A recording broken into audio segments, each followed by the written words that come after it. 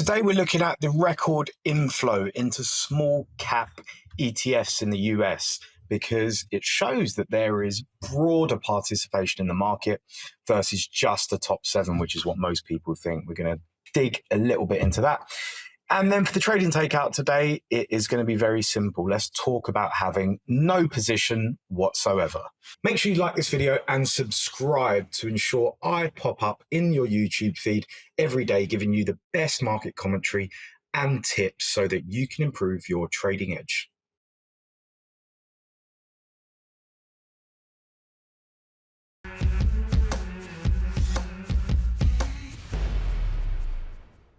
So an important one today, this paper from Bank of America that was released on the 21st, 2 days ago, is saying that there was record small cap ETF inflows, which obviously during a period when there is, considerable action and activity with regards to the top 7 stocks, the Magnificent 7, this is also quite important because it's shown that there's participation at all sector levels and all size levels.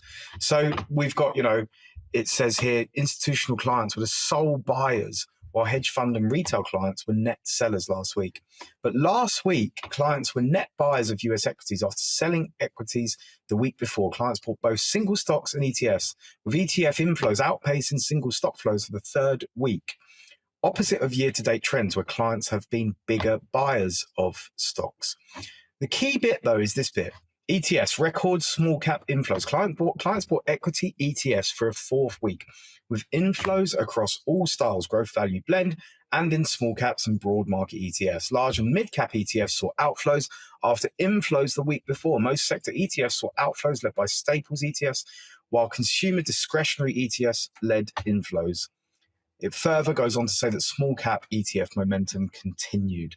Now, we can go and look at this in a variety of different ways, and it's very interesting to note the amount of stocks that are above their 200 daily moving average at the moment.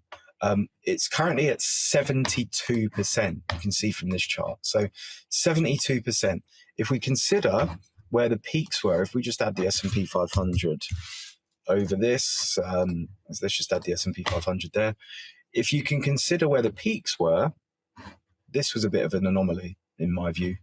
Then we can see, the extent to which we might actually be able to either continue up to here at historical sort of manias, if you like, or if we're going to sort of, look at these areas along this bit, if we look at there, really, this area, maybe not that quite that high, but if we look more at that area, like what is the extent to which the participation of stocks being bullish can be that high, I guess.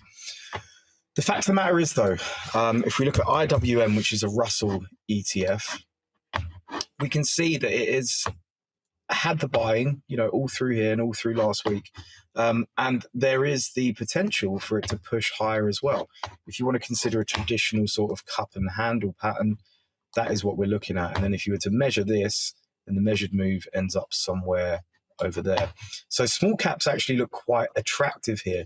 And it would make sense if, there's some rebalancing from the really, really profitable, like NVIDIA positions, the AI positions, into, those smaller cap undervalued shares. And I say undervalued, not underpriced. I think there's a big difference between underpricing and undervaluing something. Underpricing suggests actually that the person who thinks that is underpriced is in fact wrong. Whereas undervalued, there are some fundamentals that are backing it that can say, okay, well, this deserves to have a higher price to earnings ratio, or forward earnings are likely to be mispriced and they should be priced higher, et cetera, et cetera. You get the picture there. So that is the perspective that I'm looking at. But I really think that, small cap ETFs are going to have a nice time over the next couple of weeks.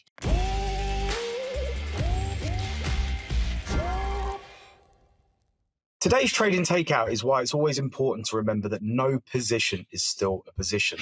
And this is reliant on an understanding of the term opportunity cost. Now, you could be in the market, but in the wrong asset, in at the wrong time. or you could be in at, I guess, the wrong broker even. It might be that your broker's charging you too much. This means that your preferential position, excuse me, is likely to be no position because you're not executing at the optimal that you could be. If we take, for example, being long bonds, there's probably some bond traders that have recently thought that being long bonds are fantastic, when in actual fact, the real trade, unless you're limited to only bonds, is to be long tech or to be long the AI stocks. So the term opportunity cost is reliant on an understanding as well of having no position, since having no position can actually save your skin more often than not.